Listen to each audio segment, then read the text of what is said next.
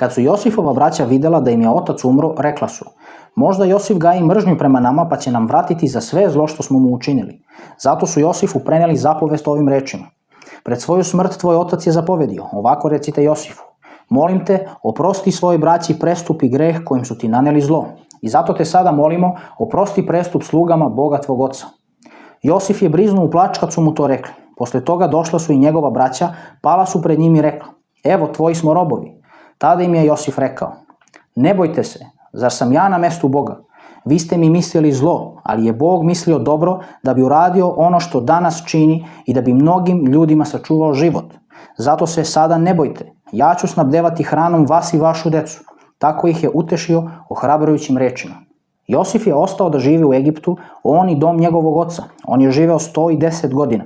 Josif je video Jefremove sinove do 3. kolena, a i sinove Mahira, Manasijinog sina, koji su se rodili na Josifovim kolenima.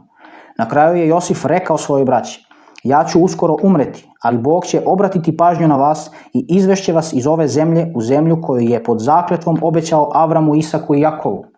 Josif je zakleo Izraelove sinove rečima: Bog će obratiti pažnju na vas, tada odnesite moje kosti odavde.